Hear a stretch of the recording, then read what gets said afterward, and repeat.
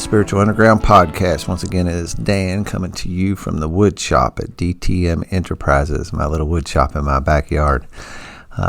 Everybody seems to dig it. I had a moment where a sound guy told me I should go in the house and build a studio so that the sound was better. And Brian was talking about this group conscious thing, and I talked to my buddies, and everybody, all my buddies, all my group said, no, keep it in the wood shop. That's where you need to be doing it. That is your deal. So that's what I'm going to do. DTMWW.net for any of your woodworking needs, restoration services. Matter of fact, I got a little dresser over there that I'm refinishing the top of for somebody, and a couple of little woodworking pieces, and I'm doing some restoration work on some parts, decorative parts around the light. Handyman services, you're in the Retro Louisville area, contact me for that. Go out to Amazon and get 12 Steps Spiritual Recovery. It is a book by James Christopher Cone. It wraps up a lot of the 90 years or so of tribal knowledge, stuff that we pass around, stuff you hear us talk about on these podcasts that's not necessarily written down. I will go so far as to say this, and I was a little bashful about it before, but I say it with strength and conviction today that it is the magnum opus, the great compendium, the Optimus Prime version of the 12 Steps. You can walk through some really deep work by using that book. So 12 Steps Spiritual Recovery, James Christopher Cone. And finally, the music wrapped around this podcast is by Darren Frank. Darren's been struggling with some health problems lately. He's still in a rehab facility. He could use your prayers, but his music is wrapped around here.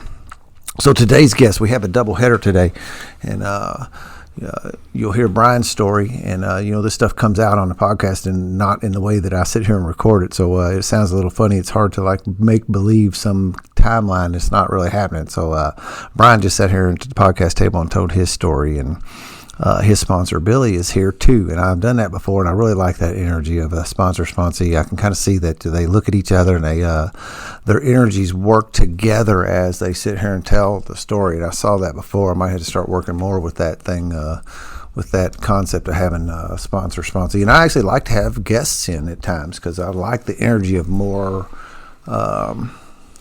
12-step recovery in the room at the same time as what we're sitting here doing this stuff. So Billy H is at the other side of this mahogany table that I built for the podcast, and he's going to tell his story. I don't know a lot about him, but I know that the guys that I've heard a lot about him.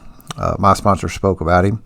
I've heard a lot about him from Brian. I've heard a lot about him from other guys. So I do look forward to hearing this story big time, and I was tickled that when Brian said, hey, how about if Billy and I both come? And I said, yeah, man, that is an awesome idea. No way I could have come up with that myself. So welcome to the table. Welcome to the podcast, Billy. How are you doing today? I'm doing super. Thank you so much for having me. Yeah, we had breakfast this morning, a little place downtown New Albany. I'm glad you all thought of doing that too, because I'd just sit here and wait on you. And I still wanted to do that. When you texted, I was like, no, I know the right answer here. The right answer is to say, yeah, man, I'll meet you down there. I got a couple things to do here, but nothing that can't wait. So I enjoyed that, and super jacked to hear Brian talking. We got all kinds of cool 12-step energy swirling around the studio already. So this will just add to that, I think. Well, thank you again for having me. I appreciate it. I am Billy H., and I'm an alcoholic. I'm a member of the Suburban Men's Group, and I've told you who I am and what I am and where I belong. I belong in Alcoholics Anonymous. It's okay for me to be at this podcast, and I very much appreciate the invitation. It's wonderful to share your experience, strength, and hope. Hopefully you have some experience, and I definitely have a lot of hope. So I've been around since November the 1st, 1980. Ooh. So that'll be 39 years next week. Yeah, well, that's for those 4 decades of recovery, I am incredibly grateful. Yeah. And I tell you, about almost 40 years to impress you. Not with anything I've done, but to impress you with the power that's in this book. Yeah. And the power that's in our groups, and the power that's in this process of hanging out with each other. I thought my friend Brian did a wonderful job, and it's because he has gone deep down inside, where our power is to find answers to be able to live his life in making a contribution to life. And I think he's done a very nice job, and I appreciate getting to be here for that. I came around here. I wasn't on a winning streak, but I started 72 years ago in Louisville, and Louisville's a very southern town in a lot of ways, right. And my family had a lot of privilege. My father went to Yale and Exeter, and my mother went to Sarah Lawrence, and you would think that they had the perfect life. When I was 6 years old on July the 23rd, 1953, I was playing catch with my little sister and a couple of other little neighborhood kids. It was a Saturday morning. And you know how they when they're building a new house, they build the floor out from the middle, and they build it out to the studs. And my little sister was running, and I pushed her, and she fell through the rafters, and she fell 3 flights. Oh, wow. And she was crushed on the floor. Oh, my. And 9 days later, she died. Whew. And I don't know exactly what that did to me, but I know what it did to my mother. And it just crushed her. It broke her motherboard. She never really could live in the real world. And there was a guy named Sloan Coffin who was a divinity professor at Harvard, and he said the first thing he was going to ask God was how you could ever take the child before you took the mother. And I used to have this real powerful thing that I would do where I would say, so if you have a great excuse, you too can forfeit your life to this disease. Good point. And a guy came up to me after I'd spoken out in Texas, and he said, I expect you've never lost a child. And he had me, man. We only share our own experience, strength, and hope. Yeah. We don't share other people. So I don't know exactly what it did to my mom, but I knew that her alcoholism and her brokenness, her torn to pieces-ness, were so powerful in her life that she never really had any peace. And that was a shame, because this program will work for just about anybody. As my sponsor, Don M., always says, that we can be too smart to get this program, but you can't be too dumb. Yeah, right. And my mother was plenty smart. And so that spiritual brokenness that we talk about in this disease is so powerful. My mother went to her first institution almost immediately after Andy died. So here I am, a 6-year-old, and my mom's gone. Of course, my father's just crushed as well. Yeah. How could he be anything else? Yeah. And so I grew up with a secret. My secret was I'm not enough. And you're going to find out, and you're going to make me go away. And that abandonment is oftentimes heard in Alcoholics Anonymous stories. And please hear me, I don't think I'm anything like Bill other than being a power driver and wanting to be the number one man all the time. But Bill's mother left when he was 12, and his father left when he was 11. And so our founder was abandoned. And I think there's a special place for people in Alcoholics Anonymous who find out that it's okay to go back to that childhood. It's okay to go back to those terrors. It's not fear, it's terror that we had when we were little kids.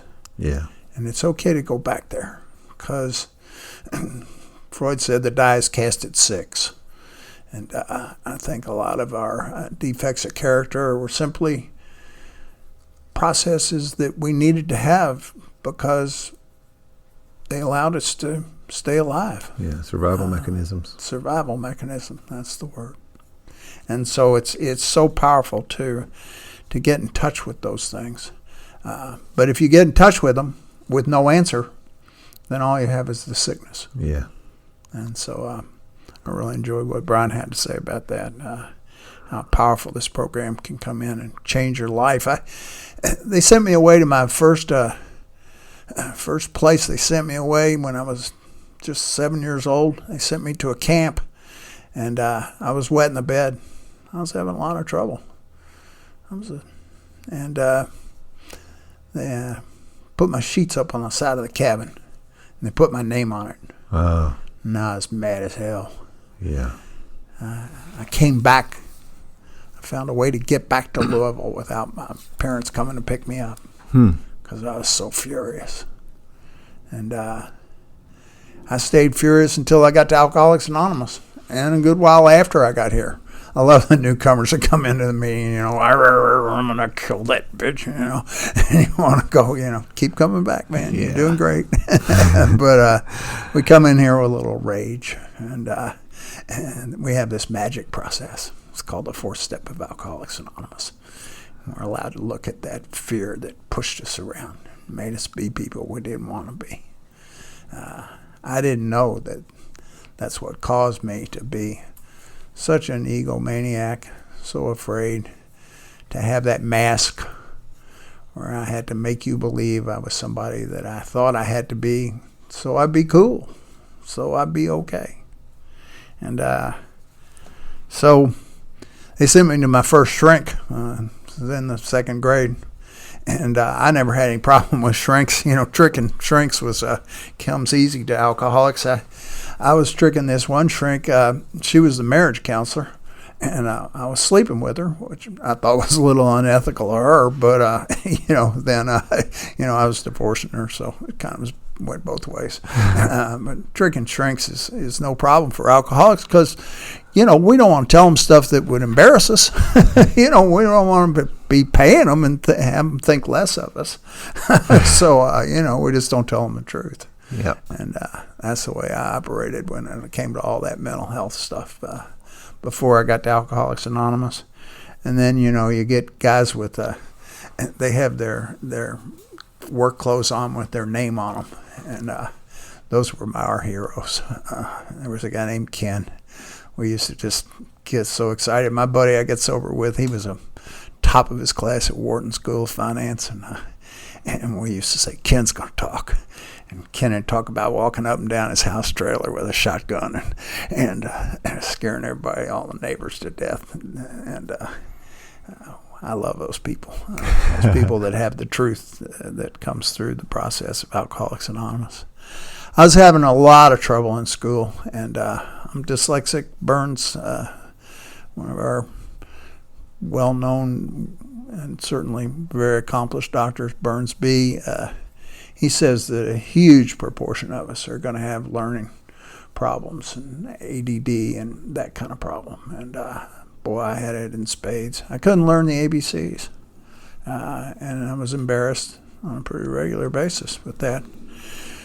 So I was out beating this kid's head on the ground in a park in the play lot, and they picked up a little on this anger, and they asked me to go to another school. So they sent me to a country day school, but I started in the 8th grade, and in the 7th grade they had Latin. So I didn't know any Latin, and so I copied from this kid next to me, but he didn't know any Latin either, and so I got caught immediately, and I got branded. I got branded as a cheat, and that was very powerful in my life for a long, long time.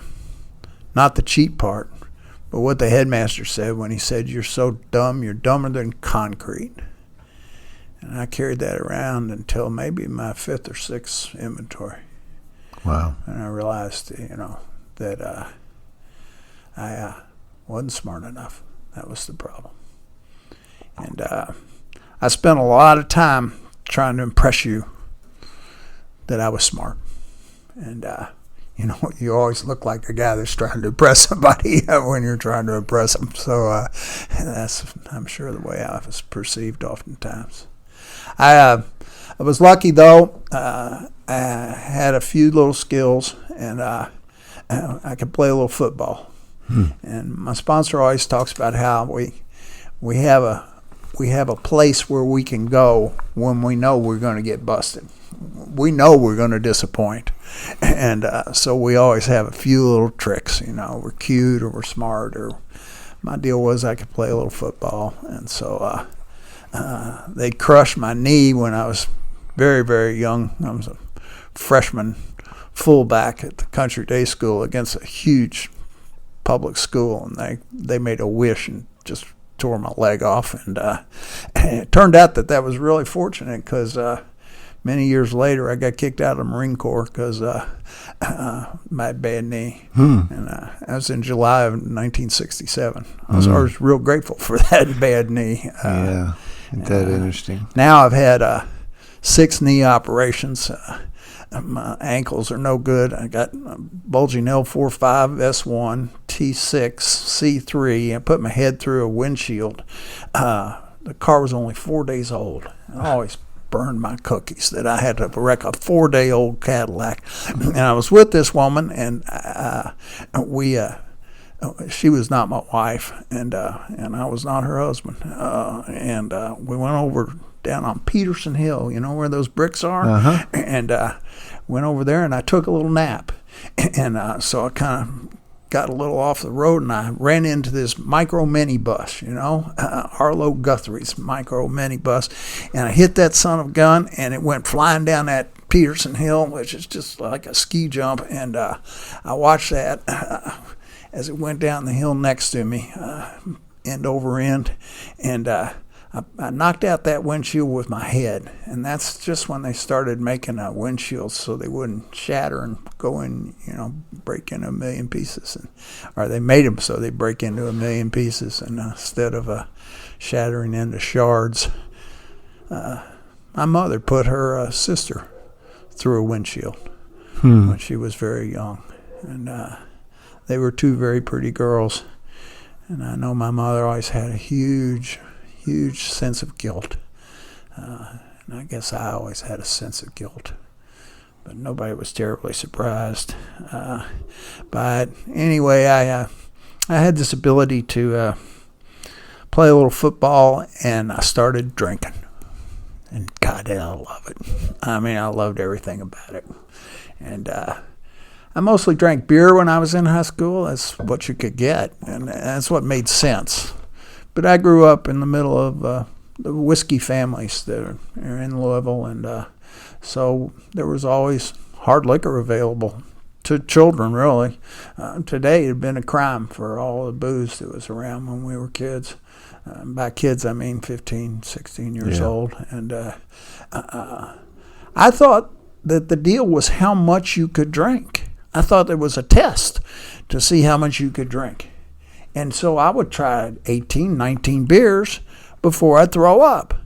And I'd be a little embarrassed that I was throwing up, but I thought it was a pretty good record. Yeah. There weren't that many kids that could drink 19 beers on a Saturday afternoon. And so I never did figure that out till a long time after I got to Alcoholics Anonymous, that wasn't the way to drink.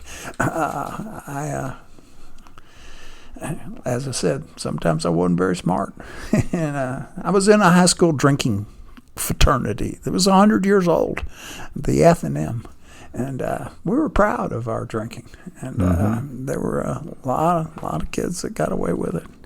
I kept falling uphill, though. I kept being unconscionably lucky. And I would get away with murder.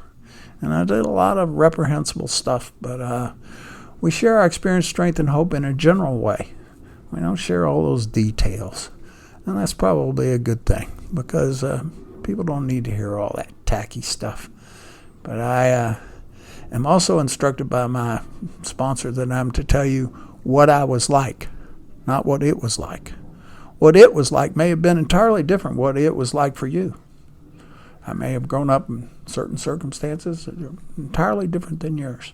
But what I was like, I was terrified. I was angry. I knew I wasn't very smart.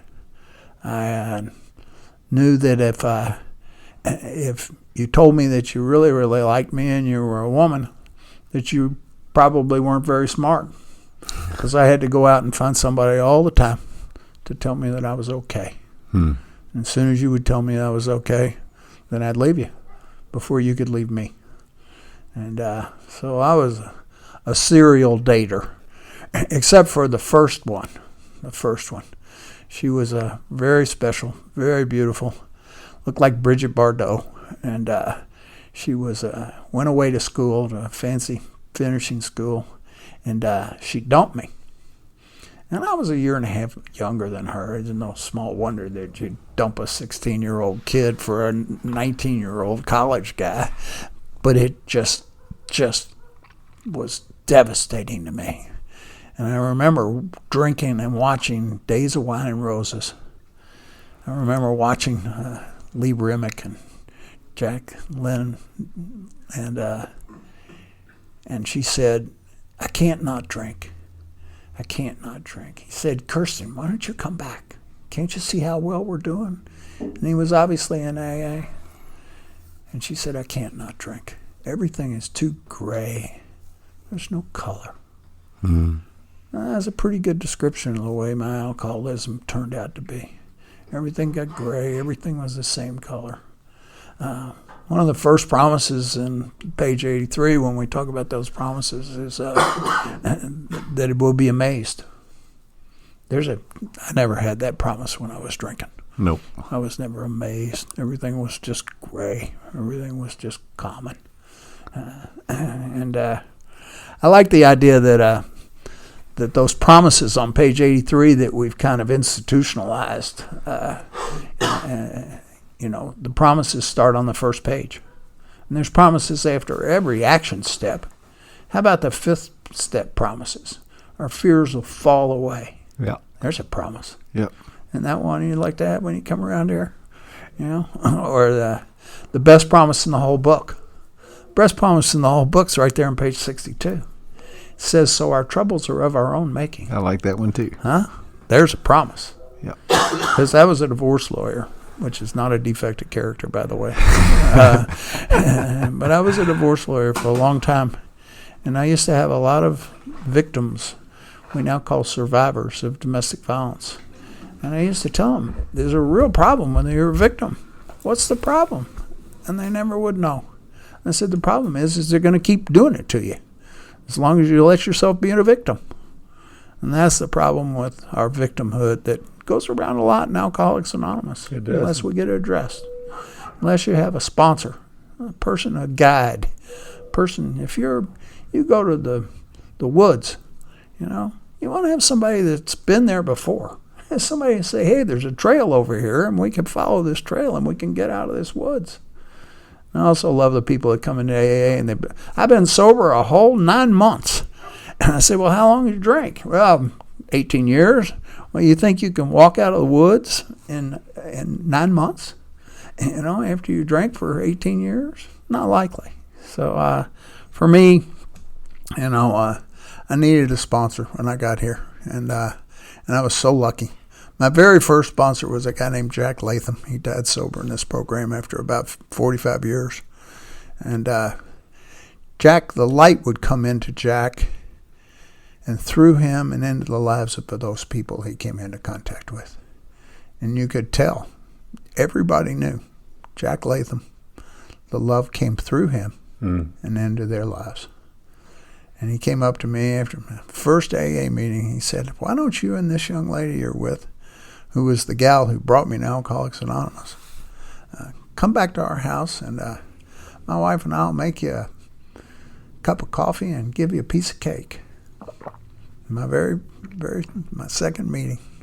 And I would go to his house on Friday afternoons, and I'd be jumping up and down and crazy, and life was mistreating me. And he'd say, well, why don't you come in here and let's look at this book. And let's read a little bit of this book. I think we'll find the answer right here. And he just conned me into going through the big book of Alcoholics Anonymous. And just so calmly and lovingly. Calm and loving. And if he had been a tough guy, Brian mentioned a dear friend of ours, Brad. Brad always says that tough love is never tough on the beloved. I really like that. I don't think much of people who sponsor with tough love. It seems to me they're just taking their defects of character and exercising them little control over somebody who's pretty helpless. Yeah, that'd been the quickest way to get me to run, by squeezing me like that. If that had been what AA did to me when I got here, I wouldn't have hung around long. Dan, I think you're so right, and I don't think that you can get power by picking on a newcomer, but people try. Yeah, they do. And so I kept falling uphill. I went to the first college. I scored so badly I cheated my way through math in high school, and so I knew I wasn't going to be an engineer, and so I figured I'd be a lawyer. I had some relatives that were lawyers, but I needed to go to a remedial college, so I went to a place called Parsons, and Parsons was called Flunk Out U on the front page of the Time magazine. And it was for kids that got in trouble at college for drinking and stuff. But I went there originally because to do my math requirements. And I got through there, and I remember I jumped off the third floor of a building into a pile of sand. It was one of those fraternity beach parties for $100. I would do almost anything for $100, you know. And I was just alcoholic insanity. I mean, I was just bruised all over, and I look back at it. I went off any number of buildings, and some people say it was the fear of heights from Annie falling those 3 flights. I don't know what it was. What I know is I jumped off a lot of buildings, a lot of swimming pools. I jumped off a 4th floor of a building one time. I've been really drinking a lot. Oftentimes I was in charge of the alcohol. I wanted to make sure it was done correctly, you know. So I got one of those coolers, you know, styrofoam coolers, filled it full of ice, and filled it full of grain alcohol and champagne and ice and orange juice. You know, big mimosa. And we went out drinking, and we went to the steeplechase, and we went back to my buddy's house, and you know, to this day, I'm still embarrassed by the fact that I went to pee in his closet, and he had all these designer suits. I mean, they were so nice, and I ended up having to clean about 10 suits, you know, because oftentimes when I had to pee, and I just would go to the bathroom any place, anytime. I kept falling uphill. I went to UK because I wasn't having a very good time. I came back to U of L, and then I went to UK, and I wasn't having any fun. So I went to UK to have some fun. And my roommate was a big man on campus, and so I went through the rush. I already had 90 hours. And my father came up, and he had a plant up in Lexington, and he surprised us at 7 o'clock on a Sunday morning. And there, of course, we were with the women and the booze, and I had asked for some extra money, and he looked in the refrigerator, and there was a piece of Velveeta cheese that was about as hard as a hockey puck, and 2 cases of beer. And he saw what the money I needed for food was going for. And he said, "Son, I think you're understanding what the Marine Corps is that if you drop any quality points, you go straight to Vietnam. Otherwise, if you finish well, you get to go to law school before you have to do any active service." And I realized that I hadn't been to a single class, but I got a lot of bids. I hadn't bought any books, but I got a lot of bids because I would tell them. I said, if I pledge anybody, I'll pledge you guys. And that was because I knew darn well I wasn't going to let anybody hit me with a paddle. And so I was a very attractive potential rushee, you know, because, God, I was a lot of trouble. And I finally got to law school, and I had to be a lawyer. As I told you, I've been cheating on math. And so I went to my first day of law school, and they were having one of those rush parties. And, you know, free booze was always my Achilles heel. You know, I was always afraid they'd run out. So before they ran out, I make sure I got my fill. Total load on. And so I was drinking and really hard, and I was a cheerleader. I had to be. I wanted you to like me. Mm-hmm. And so I invited everybody to come back to the house that I was house sitting for. And we got back to the house, and So our first day of law school was the next morning. You know, I had like 100 pages to read or something. So I announced that we were going skinny dipping. And to make my point, I dropped all my clothes there in the living room. And a couple of lunatics came with me, and we went out and got my car, and we drove around to this country club. And as I came around the corner, there were some young people making love underneath the paddle tennis court. And so me being a prince of a guy, that's what my sponsor, Don, always says. Oh, yeah, Billy, you were a prince of a guy. I want to put some light on him. So I slammed the car, and I backed up. And as I backed up, I went over the hill, and I went over this cliff, and the car rolled down the hill, and I caught on fire. And, you know, to this day, I don't believe that big burly wrecker driver that drove me home or those cops or those firemen really believed that I had lost my clothes trying to put out that fire. But I knew there was a price for drinking. I was Irish. My mother's name was O'Brien, and my last name's very Scottish. And you know, the Irish gave the Scots a bagpipe as a joke. We're not real smart. We don't catch on real quick. You know, we think kilts are formal wear, and, you know, golf's a game, and bagpipes are music. You know, we're not real smart, but we don't give in. Yeah. We never give in. We live next to the British, and we never gave in. We live next door. All right? So you want to see willpower? You should have seen what I was willing to do to keep drinking. That was some willpower. You know, I darn near cut my toe all the way off at a party one time, a derby party. And so I just wrapped my foot up in a towel, and, you know, they kept getting heavier and heavier with the blood that was squirting out of my foot. But, you know, I kept going, and I thought I would go romance this young lady that I had met at the party. And so I got to her apartment, and she had this white rug, and here I'm trying to step into her apartment with this bloody towel around my foot, you know. That's the way I operated. Not much stopped me when I got to drinking, you know. And so I went to my first day of law school, and I knew I was alcoholic, you know. But I thought I didn't know I was alcoholic. I knew that I drank too much. I thought my mother was an alcoholic. I thought that's what an alcoholic looked like. And she stayed in her room. She couldn't come out of her room on Christmas Day to her own family. It was too painful. And back then, they would send you home with a jar full of Valium. And they never did detox her.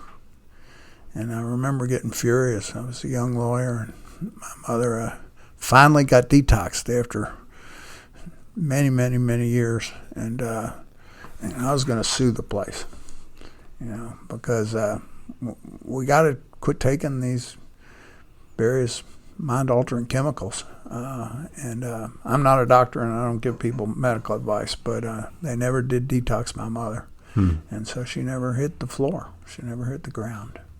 And the bottom, as we call it, my sponsor says that a bottom is simply a decision. It's not this free-floating problem that we have. You know, we want people to hit bottom. You know, bottom is when you make a decision you can't live this way anymore. And I kept using people. A girl put me through law school, married her, and I told her it wouldn't be necessary for her to come to my graduation. I always use this as an example, particularly at Al-Anon meetings, of the selfishness of alcoholics. I told her it wouldn't be necessary to come to my graduation. I had another date. Yeah, selfish and self-centered. That we think is the root of our problem. Yeah, I think that's a pretty good example. I was speaking one time up in Clifty Falls, Indiana, and this woman pushed me off the stage. And apparently she had been my first wife's roommate at college. And so she said my last name, and she said, "That's who you are." And she pushed me off the stage. Oh, yeah. I had an entirely different picture of my the way I had treated that first wife. I thought I had been so good to her. But I was fortunate. I had saved a copy of the letter that I wrote her, because she really didn't need to see me. It was important. She had gone on with her life. I had gotten her an annulment through the Catholic Church, and she had gone on and married another guy and moved out of my town. And so I wrote her a letter, and she wrote me back a wonderful letter, and I had saved them. And it essentially said, "I'm so glad you're sober, and we were both adults, so don't worry about it, and don't write me anymore." And sometimes, staying away from the people that we have hurt is a great form of an amend. Yep. But I kept falling uphill. I was the chief prosecutor. I had like 70 lawyers working for me. I represented the biggest union in Kentucky. I represented IUE 761, Kenny Cassidy. And he was a wonderful, wonderful man. The joke used to be Kenny didn't really need a lawyer. He just took Billy along because he liked me. But we held off Jack Welch single-handed for 19 years. And so I had a lot of fun and drank a lot, entertained a lot, and particularly all those union guys, and drinking beer, driving great big trucks through mud holes, and we had a big old time all the time. And I thought I was one of those characters in the country music songs, Willie Nelson and Waylon Jennings, and just pretend I never happened. Erase me from your mind. That was one of my songs. And Christopherson, "Hey, little girl, don't you know he's the devil? He's everything that I ain't, hiding intentions of evil under the smile of a saint. All he's good for is getting into trouble and shifting his share of the blame. Now, some people say he's the devil, and some people say we're the same." And that's the way I operated. I always warned them, I'm a bad guy. I'm Bad Billy. And you're going to find out someday, sooner or later. And so that way I could dump them with impervity. I told you. I told you I was a bad guy. And back then, being a bad guy could be attractive to a certain group of sick people that I attracted. I'm not sure that's changed, really. Yeah. Isn't it fascinating? Yeah, that bad element today, can be attractive. I have a little girl. I got married the third time, but I'm getting ahead of myself. I was just unconscionably lucky, and a woman came up to me one time and she said, "Sonny, you need to say you were blessed, not that you were lucky." She had a very good point. But I had all the wrecks, all the car wrecks. I didn't consider it a wreck if I didn't total the car. That wasn't really a wreck. That was just a little fender bender, a little bump. If I totaled the car, that counted. I was going to the doctors for all these injuries. I kept hurting myself, when I put my head through a windshield or something, it hurt. And so I would go to a doctor, and I had met the second wife, and I'm always sure to thank her. She saved my life. She told me that she couldn't stay around and watch me die. And she was quite a gal. And she had the guts to leave me. I had a mentor named Ray O'Keefe died sober in this program after many years. He said, "You want to know how to help an alcoholic? I'll tell you how to help him. Bring them trouble. Bring all the damn trouble you can find. Make them be 100% responsible for the consequences of their actions. Yeah. You want to kill them, you keep helping them." Yep, very good points. And that's what I tell some of my Al-Anon buddies, but that woman had the guts to leave me, and she saved my life. It's one of the things I run around and you hear about wives call you and that kind of thing once in a while. I want to know about what to do about him, And I was like, you are in this unique position where you can actually create consequences for this person. I can't do it. Yeah. I can't give him any consequences, but you're actually in this unique position. But they won't ever. To find the one that will actually do that, we'll put you. You come home drunk again, I'm putting your shit on the street. Yeah. But yours held you to the fire, huh? I was so ruthless and so manipulative and so powerful, and I just kept pushing people around. I would get away with behavior that, I'm sure people would call it abusive. I never put my hands on anybody because I didn't have to.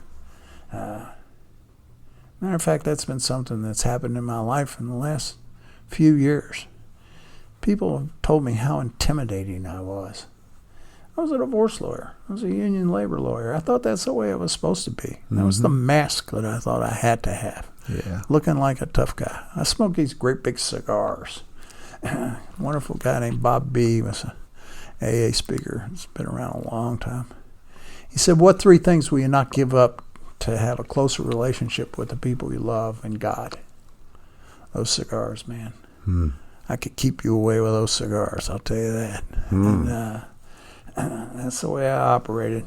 That's an interesting point. Really interesting. Keep people away by using that. Yeah, and a lot of other stuff. Just radiating your rage. I'll keep people away from you. Yeah. But I was coming to my knees slowly. It was about a year and a half after she left, and I would go home and I'd go to work about noon. One of the things that's very important to remember is that if you think that you've maintained because you've still got your job, look at all of the enablers you had. Look at the people that let you get away with not being responsible to toe the line. And I had an executive assistant who sent me a anniversary card for about 20 years after I got sober, because I had a thing with her. I would say, Mary, if you can't work this out, I'll come up there and I'll work it out, and nobody will be happy with the results. So you better handle it. And she would. And so I didn't get caught, quote unquote. I was in a sailboat accident, and I was listening to Neil Diamond, Love on the Rocks. Ain't no surprise. Pour me a drink and I'll tell you some lies. And you don't bring me flowers.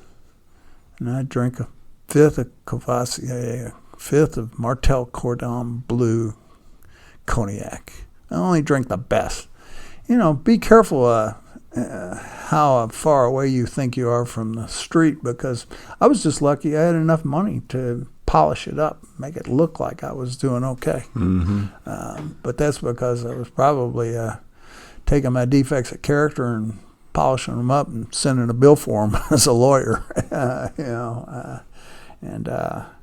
I kept being more and more isolated. I had a tape recorder that was about 8 inches high and 2 feet long and 1 foot wide, and it was a dictaphone, the original answering machine.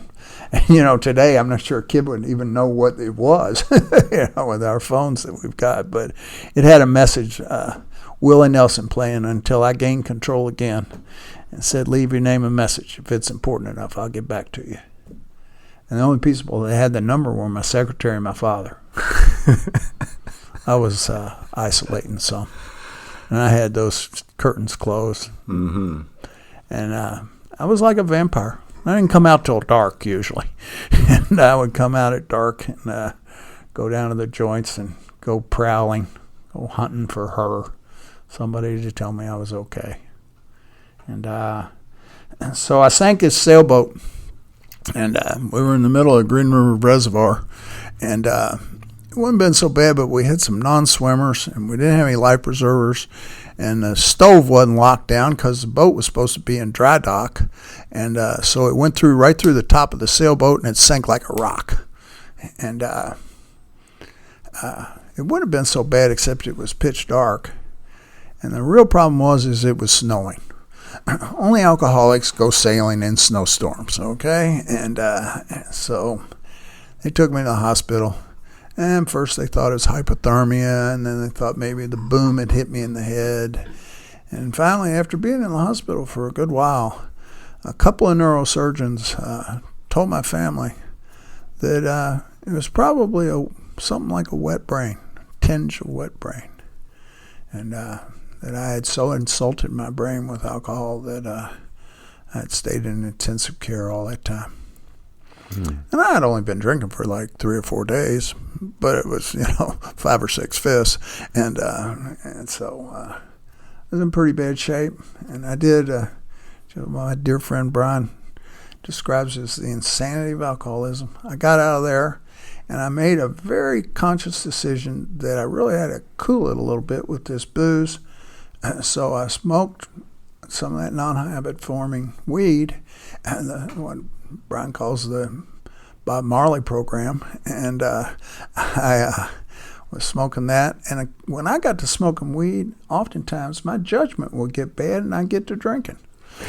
And so it wasn't a week after my wife brought me home from the hospital, and she had flunked the bar exam, because the bar exam was the day after I sank the sailboat and I was in intensive care.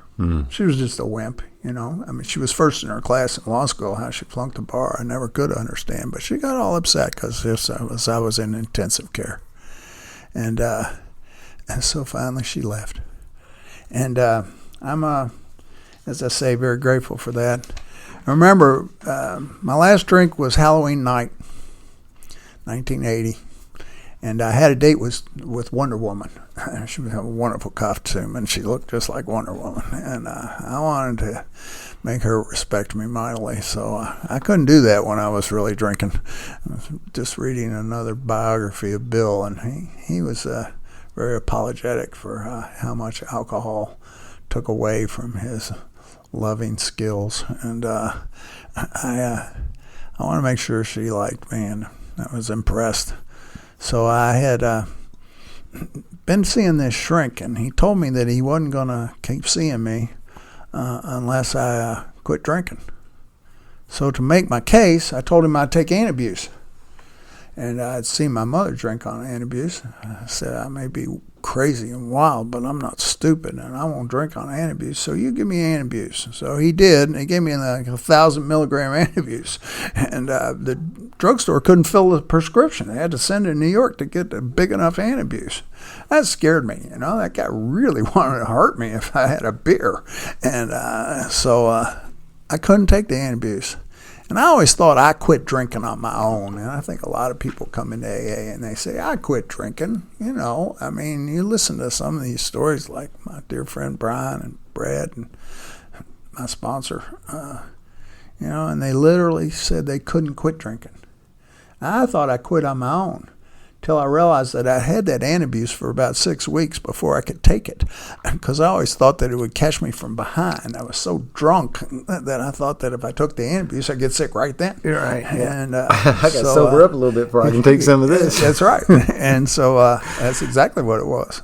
And so finally, Halloween night, 1980, I said, goodbye, beer. And I had one beer, and I went home with Wonder Woman, and that's the last time I had a drink. And a little while later, a friend of my little sister's, Scarlett, she invited me to a party at her house. And I got there, and she said, what do you have? And I said, well, I'll have a soda with a lime. She said, I heard you weren't drinking. I said, right. She'd been in AA for 5 years. And when that party was winding up, she said, why don't you stay around? And she told me her story.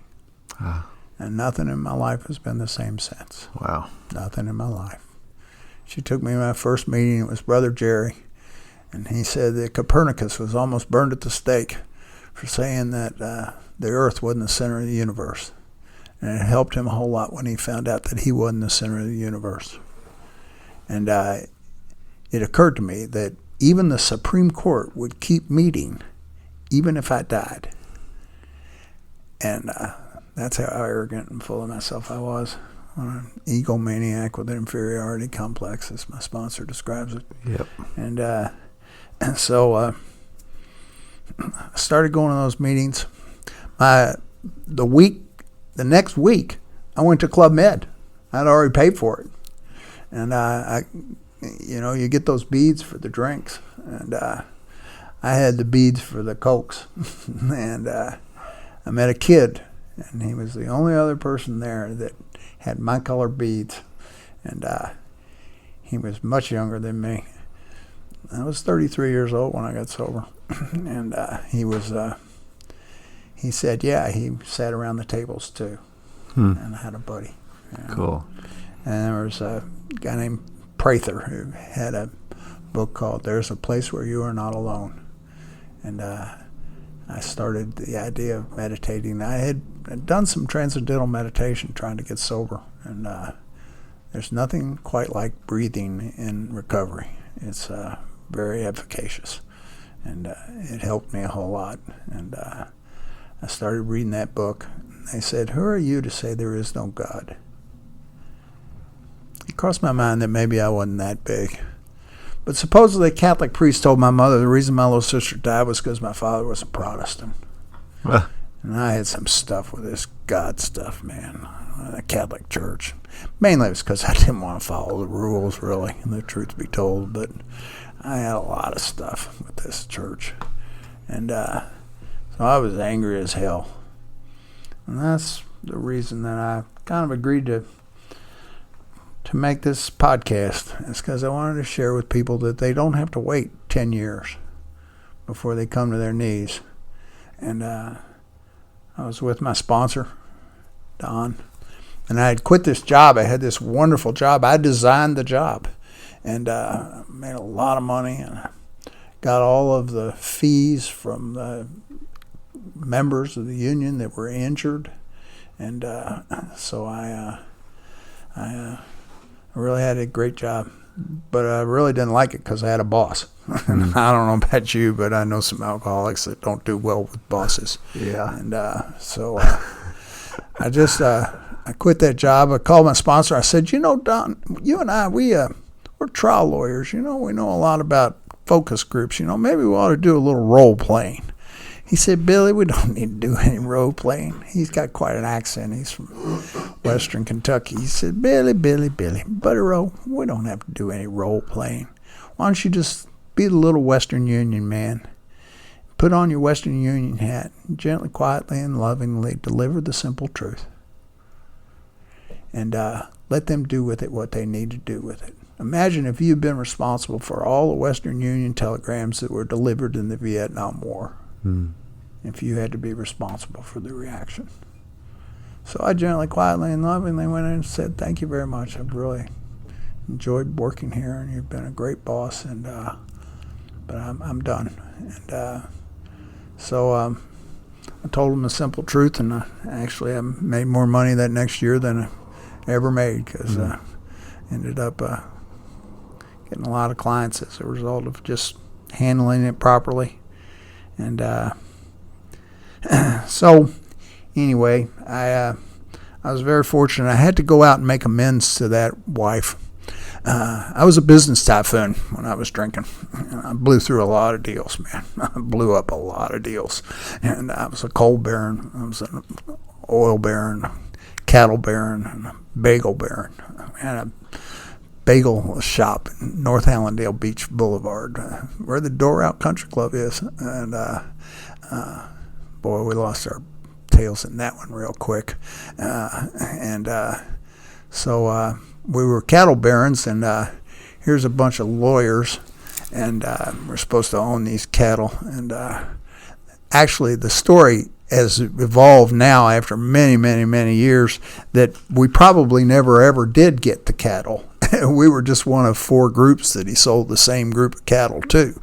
So we got maybe a fourth of the cattle. But this guy stole all the cattle and turned them into hamburger with the mob in Chicago. So we knew we weren't going to get our money back from them.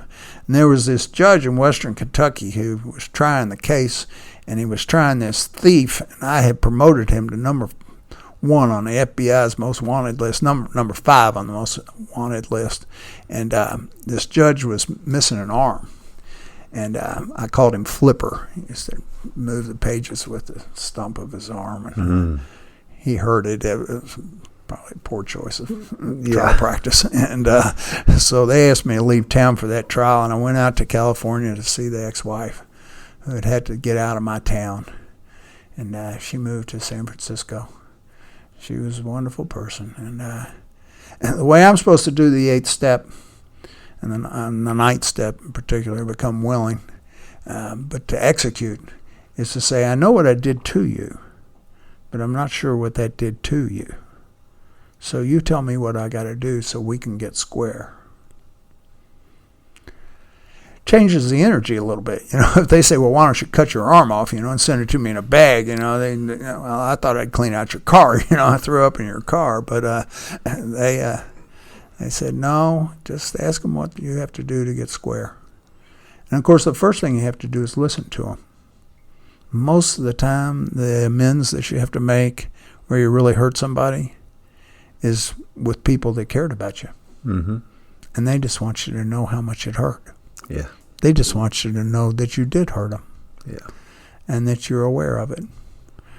And she said, Billy, all I ever wanted was for you to be sober. All I ever wanted was for you to be happy. You want to get square with me? You stay sober. You be happy. So I'd called back to Louisville, and they had let the thief go free. And they were going to put a wire around his neck and a shotgun taped to it, and find out where the money was. And so I said, boys, I'm out. I'm completely out. I'm out of everything. My nickname was the Captain. I used to be in charge of all nefarious affairs. And so I said, I'm out. And a few months later, it turned out that my law partner had the misfortune to ask an undercover DEA agent if he wanted to fly some 5,000 pounds of marijuana from Belize. And so they had our tapes off our telephones. And they really wanted to get me because I was the chief Democratic prosecutor. And the Republican United States attorney was an anti-doper, and he really wanted to bust me. And, of course, he had busted my law partner and marched my law partner into federal court and sent him to the penitentiary. And my dear friend and his wife, who was my secretary. And the name of the book is The Cornbread Mafia. And I'm on page 129, I believe it is, where they said they knew it went higher in the county attorney's office. And they really wanted to bust me. But you have to take an act in the furtherance of the conspiracy if you're in a state conspiracy. If you're in a federal conspiracy, all they got to prove is you knew about it. So they kept listening on our telephones. And all they would ever hear was, well, don't drink. And I'll meet you at the Token Club tonight. And they don't put you in a penitentiary for that. They left me around to come and spend the afternoon with my new friend Dan and my old buddy Brian. And, God's grace is such a fascinating deal. My sponsor tells me that it is a moment of teachability. I love that. Yeah, me too. That's a real simple, good explanation for me. And I don't believe that we could stand to know how much God loves us. Any more than we could stand to have all of the consequences of our actions fall on us at one time. The consequences of my actions didn't start falling on me until I was a year sober. And then the first thing you do when you go bankrupt, when you go to the penitentiary, is you go bankrupt. So all my old partners that went to the penitentiary, they all went bankrupt and left me with all of the big deals. All right? My sponsor tells me anytime I make a big deal out of anything other than God and the program, what I'm making a big deal out of is myself. And I just hate that. It just goes all over me because it's so true so often. My sponsor lays out the program for me pretty clearly, and I'll be quick about this. What's wrong with me is I have a disorder of the ego. What's wrong with me is I just think about myself. I kind of had an expression for a long time. I may not be much, but I'm all I think about. Right. And this disorder of the ego is that I just think about me. That's the best indication of alcoholism.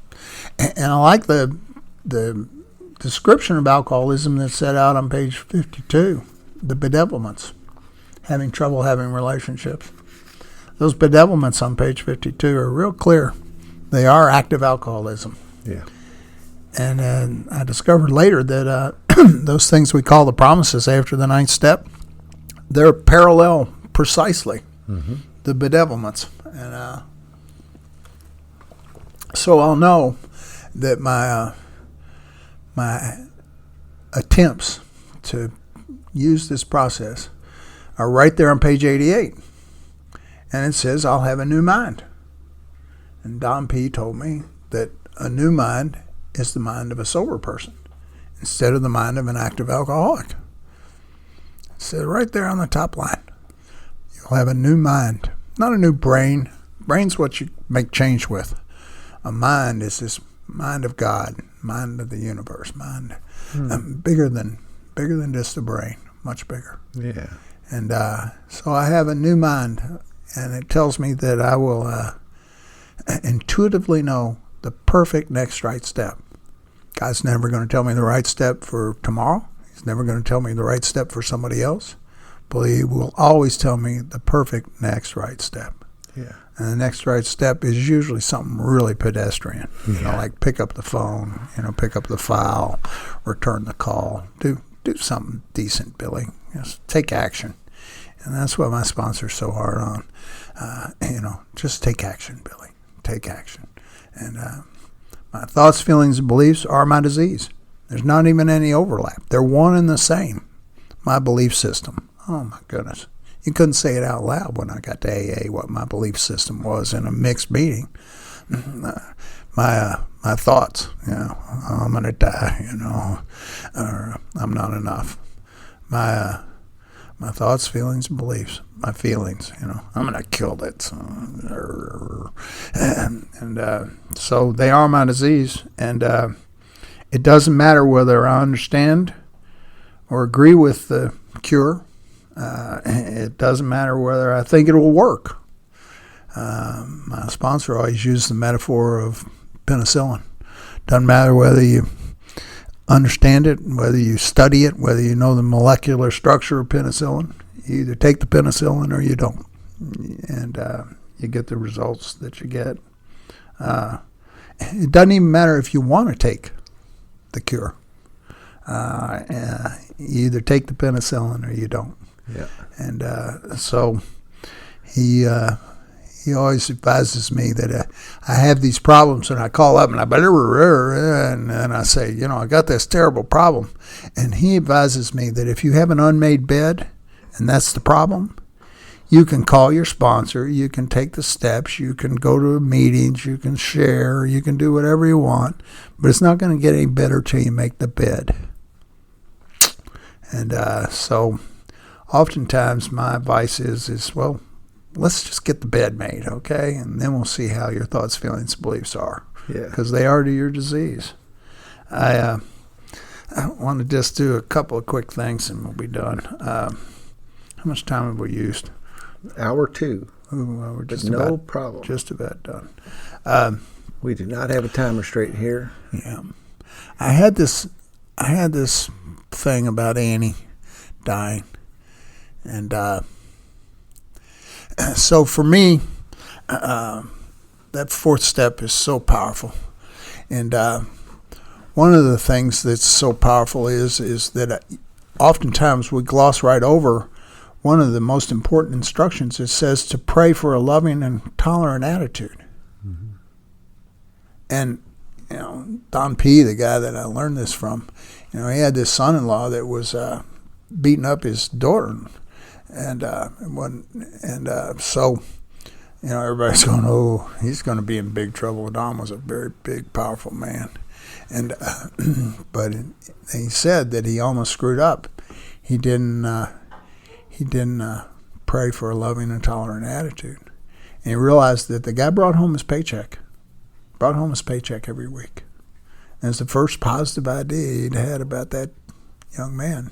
And all those years of being furious over his pushing his daughter around. It's actually his stepdaughter. And so I pray for a loving and tolerant attitude. And then it says that I'm supposed to give them to God. We use the Emmett Fox's the Sermon on the Mount. And it's so important to get that because I thought that I was supposed to power up my will and forgive the person. or even to the point of maybe even liking them or wanting to hang out with them. It doesn't have anything to do with that. It's that I give them to God. God, if it's your will for them to die in hell with a broken back, so be it. But I'm done with them. I'm entirely done with them. And I get these people at these meetings, and I want to say, lady, if your God isn't big enough to take care of this ex-husband, you need to get a bigger God. Good point. Yeah. Okay? Mm-hmm. And then you get to that fourth column. And I'm saying, I was 6 years old. Even the Catholic Church wouldn't lay that rap on me. I wasn't the age of reason, What was my part? And a wonderful old guy who's been, now understands, passed away, a guy named Bobby Earl. Mm-hmm. Bob said, oh, no. It doesn't say our part. It says our mistakes.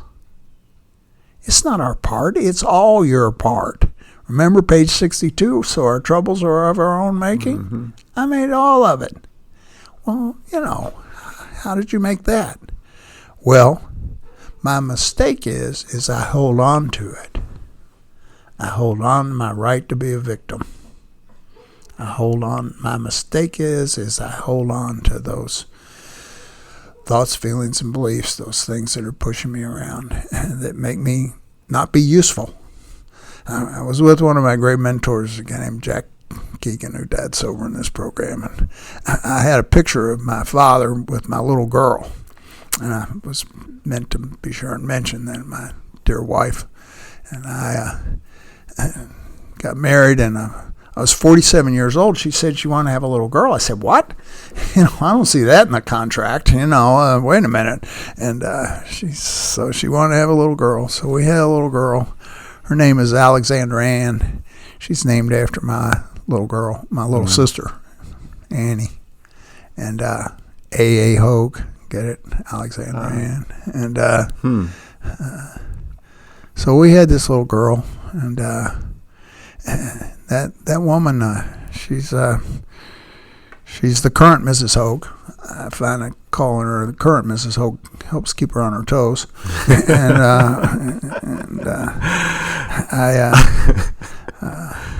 I try to be a different person. Alcoholics Anonymous has changed me, and I was with my sponsor after I quit that job, and we were at the Blue Boar. I said, Don, I'm going to go bankrupt. I forgot, that I quit this job, but I don't have any clients. I don't have any letterhead or stationery, telephone. I don't have anything. He said, Billy, now we're down to it, buddy Rowe. Crushed by self-imposed crisis, we can no longer postpone or evade. We finally had to fearlessly face the proposition. God is either everything or he is nothing. God either is or he is not. What is your choice to be? Mm.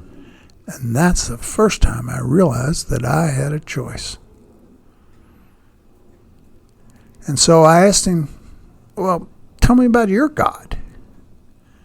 And he did, and it was this loving, kind, all-knowing, wonderful God.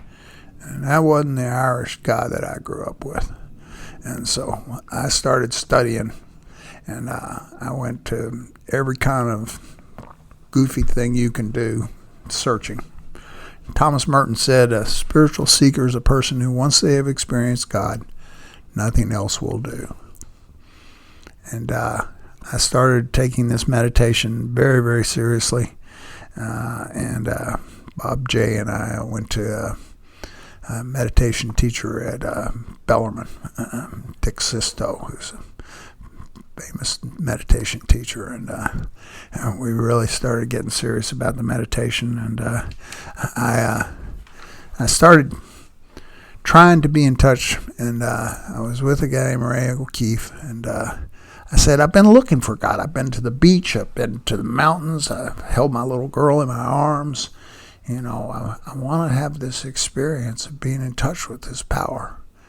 And he said, Billy, it's right there on page 55. It tells us. Every single man, woman, and child knows deep down inside. That's where the power is. The power's deep down inside. God doesn't come where he's not invited. God's a gentleman. He doesn't come where it's noisy. So you have to be still. Be still and know God is what the Psalm says. And I started trying to be in touch with that. And this little girl and I, we were faced with her poor mother, who I met in Our Lady of Peace. I was the speaker. She was in a little bathrobe. She wasn't there on a research project. She was there because the hospital system was really grumpy at her for taking all the fentanyl out of the operating room. And so I became her lawyer. I didn't sleep with her because she owed me money. It was an ethical thing with me.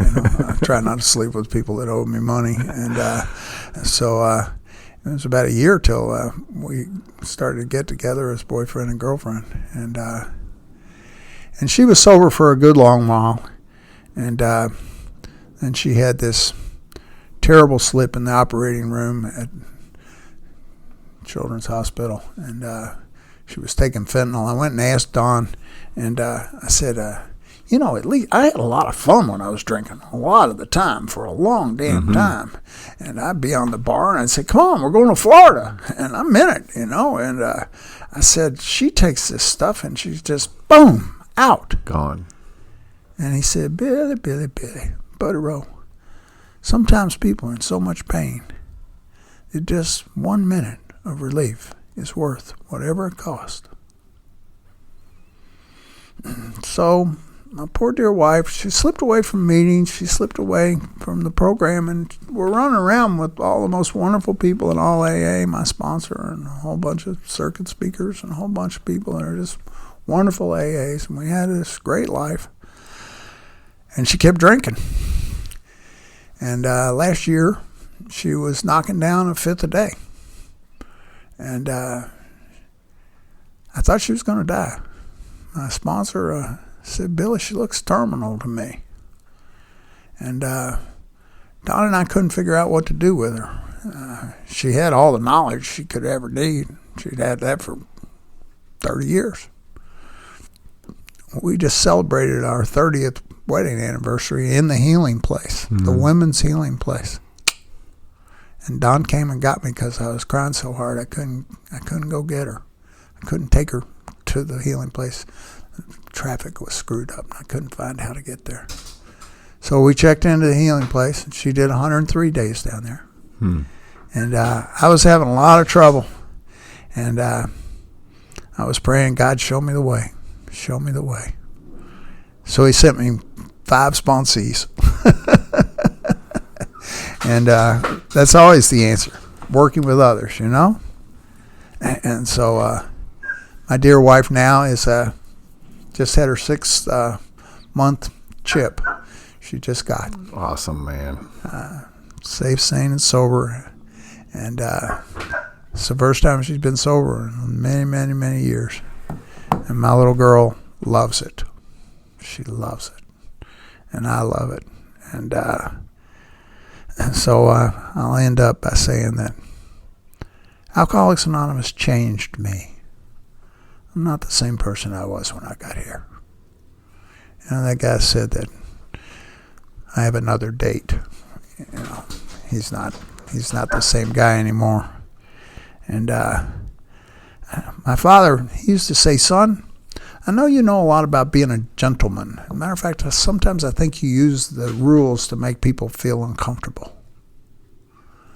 What I'm interested in is, do you have any interest in being a gentleman? And way back then, I didn't know what he was talking about. But today, that's what I want to be.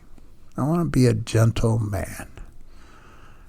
I want my tombstone to say something like, he was kind. And I hope that I'm becoming that person. And my great heroes, Don Pritz, said that the test when it's all done will be fairly simple. Did I make a decent contribution to life?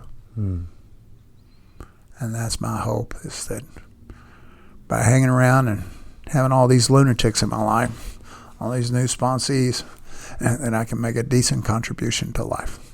And I really appreciate you letting me join you. So thank you. Awesome story. So many things are.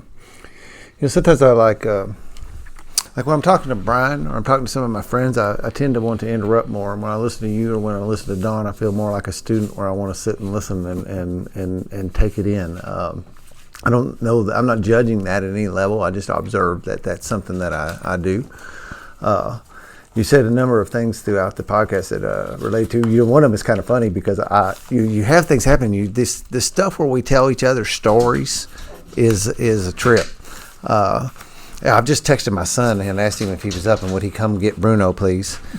Bruno's decided he wants in the. But I had also one time nearly cut my big toe off with a machete in the backyard one morning, and I'd just come home from Turkey, and I'd been in Turkey for a week. And I came home and I was trying to chop down. My wife had been on me to kill the asparagus bed for the spring. It had outgrown and it was done, and you got to wait for it to do a certain thing. And so I was out there doing that, and I had to whack, and I'd already started drinking, and I was barefooted. I'm barefooted in the backyard in short pants with a machete and a dew. It was morning. The dew was still on the ground. It was wet, and I slipped and I went. And I hit my big toe with full force with the machete, and ended up getting into the hospital and stuff. But I couldn't help. I was drinking beer on the way to the hospital in the morning, and they give me the pain pills at the place, and I'm on. This is like to me that all looks like blessings. Like all right, cool, good deal, And you think, but I do remember what I did. She had went to the store because we was Memorial Weekend. She was going to the store to get groceries and stuff for our weekend, and I was sitting on the floor in the kitchen when you said that. I've got a big towel wrapped around my toe, and it is bleeding all the way through it, and I'm on the phone just real calmly going, how much longer are you going to be? She goes, I'll be back soon. And why, what did you do? And I said, I just cut myself a little bit. Well, she always knew from my thing because I was always had this accident prone thing, and I'm not really sure. I wonder about whether how much of my accident prone was disease, looking for pain, because pain medication was one of my big deals. I really like to have some pain medication on top of my alcohol. And it act like cocaine with me. Some people, my dad, you give him a pain pill up there, he's on the couch for 8 hours, right? You give me one, I'm raking the leaves and cleaning the house and doing all that kind of thing. And I always wonder about how, if I'm doing some of that behaviors, because sometimes the disease of alcoholism a little bit seems to me like I took this from somebody else, seems a little bit like a parasite.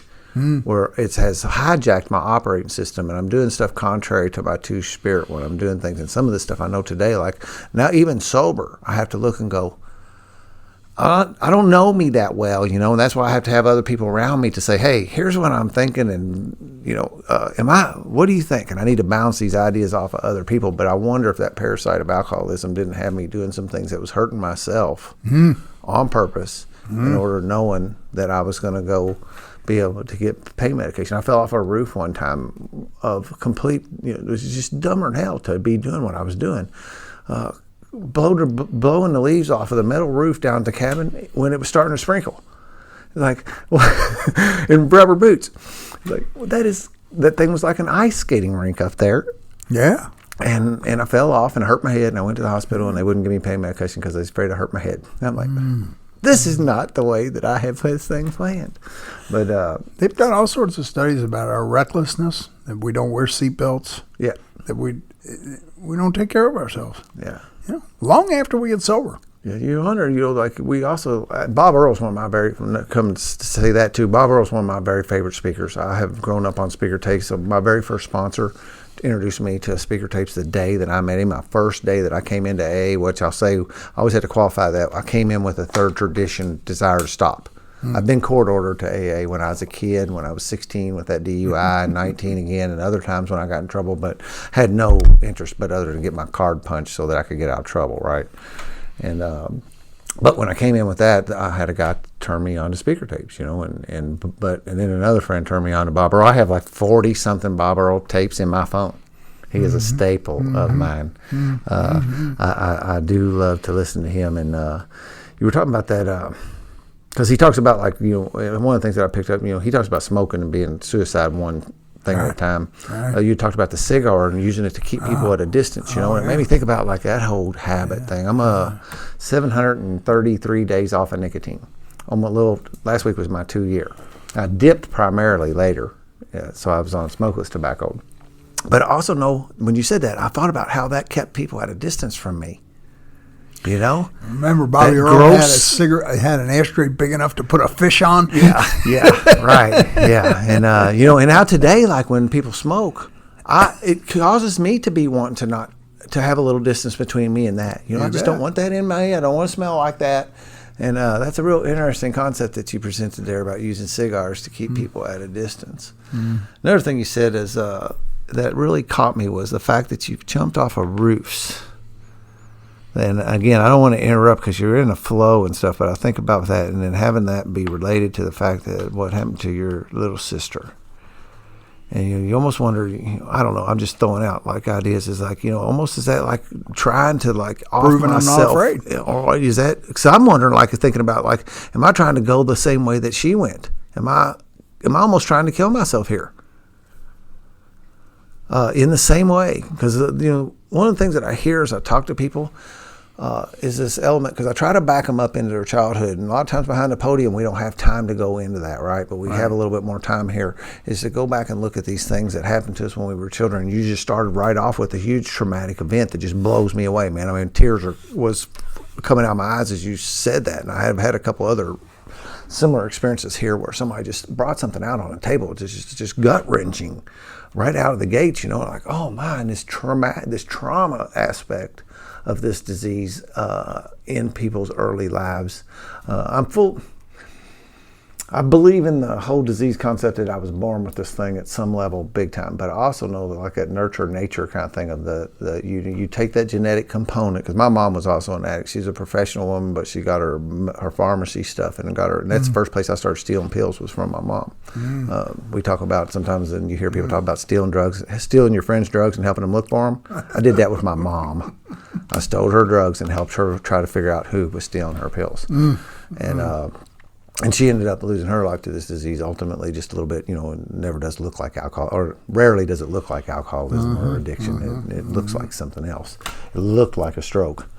But to come back around and look at that nurture nature and how, if I got that element in me and then I end up having some kind of traumatic event like that, how do you get by that? Well, God does allow us to get by that. That's the answer to that.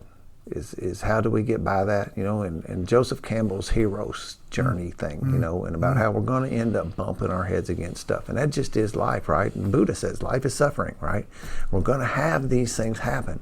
The deal is can we get a hold of this power that will allow us to survive that, and then one step beyond that, and that's kind of like that hero's journey coming full circle, is that do we get to the other side of it, we're able to use that pain to help somebody else.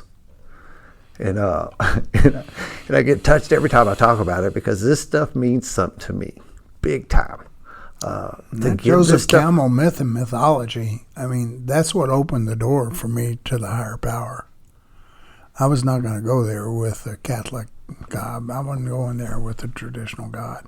There's myth and mythology with Joseph Campbell that opened the door for me, and all the stories are the same. Yeah, they are. They're they all really the are. same. Yeah, they're all just like packaged up in the, I always say like this higher power concept, for whatever reason, we need a blue ribbon. And this other group needs a red ribbon tied around it. And this, the same fundamental things packaged up. That's 12 steps are fundamental, based on ancient spiritual principles, just packaged up for guys like me and you. Remember page 26, it tells us that if what we have seen and felt and feel means anything at all, it means that we can have a relationship with our Creator as soon as we're honest and willing enough to try. Yeah. But we have to get past that terror. Yeah. We have to be willing to try. Yeah. And so your contribution to recovery is very, very important, because it's like Joseph Campbell and all of our spiritual paths have shown. It's all about storytelling. It really is. That's how we get from here to there. Yep. The Native Americans, every spiritual principle, all that stuff. There's so much of it was not written until later on. It was all passed down through verbal tradition. That's where the power is. Yeah, in the stories. Yeah. And I sit here today, and I can honestly say, because of having received this gift today, that everything else I do out there, the things I do to make sure I can pay the bills and all that today for me is our means to be able to do this. to be able to sit with people and help them work through the 12 steps and to be in this brotherhood that I'm in today. And I'm saying with my wife who's dying, literally dying, what's the point? So God has the phone ring, 5 times. 5 people say, hey, I hear you doing the steps, would you mind? And so God will always send us the answer. Yeah. Our problem is we got to be willing to ask. Yeah. Yeah. And with my ego, and willing to say yes when the door's knocked. Open the door when it's when it's knocked on. Mm-hmm. Yeah, another old biblical thing. Knock and the door will open. Yeah, well, thank you, Billy. Thank you so really much, enjoyed Dan. it big time, and really appreciate your time and coming in here. I know this is a big. There's the sigh. There's the. It's a commitment to come in here and do this and to come do. A lot of people, frankly, have a little hesitancy coming to being on a podcast like this, and I really appreciate you doing that. As you said, these stories that people have are being listened to through this medium of the new generations. That is what is carrying those stories to these younger people who need this solution so badly with everything that's going on. So thank you for bringing yours here and doing that. Bill was crazy about technology. He loved science. Yeah, he'd have been all over this. He'd been all over this. Yeah, absolutely. Whew. Thank you. DTMWW.net. 12-Step Spiritual Recovery, a book by James Christopher Cohn. You can get that on Amazon. And Darren Frank's music is wrapped around this podcast and most others. If you're not having a blast in your recovery, it's your own damn fault because it's available to you. Thank you all for allowing me to participate in my recovery in this manner today. Peace out.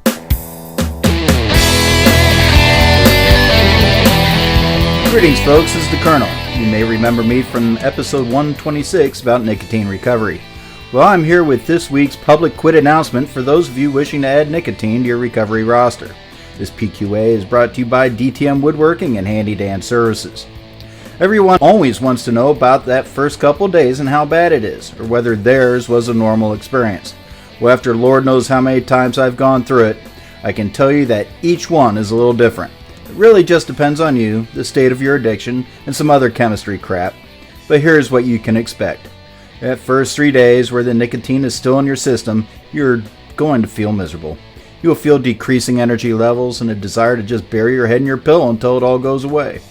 Now, we all have to work, so this isn't always possible. So remember, what you are feeling during that first 72 hours is your body ridding itself of the nicotine from your system.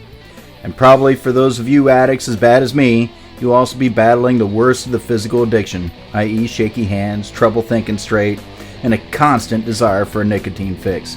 Just remember, folks, no matter how bad it is, it will quickly pass, and you will feel a little better with each day of quit you put behind you. Worry not, your physical and psychological symptoms are likely very normal, but just in case you are concerned about some potential medical condition, don't waste any more time listening to me. Go see your doctor. Well, my friends, this has been your PQA for the week. Take it from Dan and I, it all gets better. You only need to worry about staying quit today, one day at a time. Quit on and carry on, my friends. Colonel No Pope out.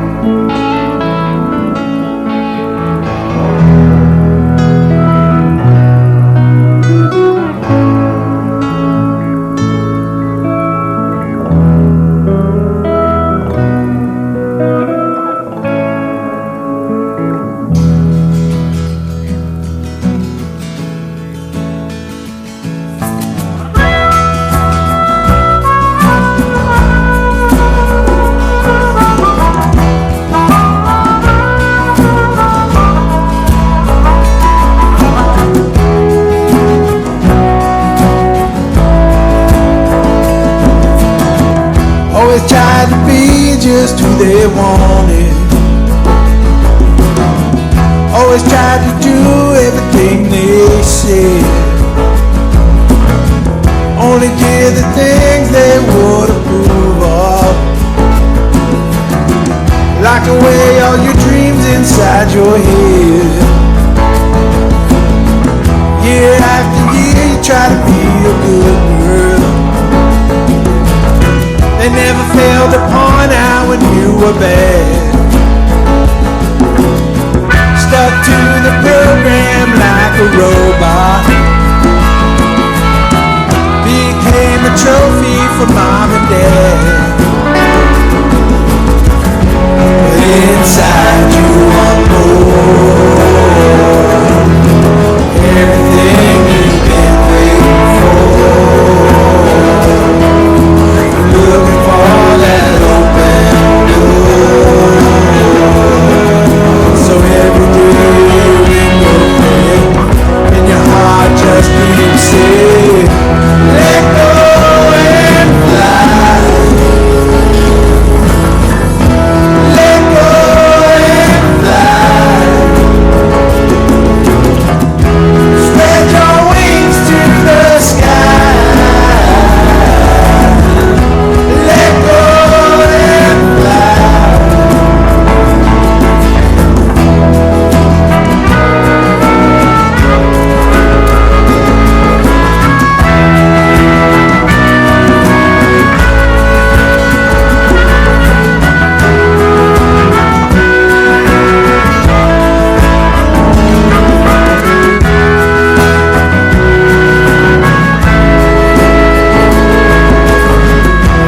Ever since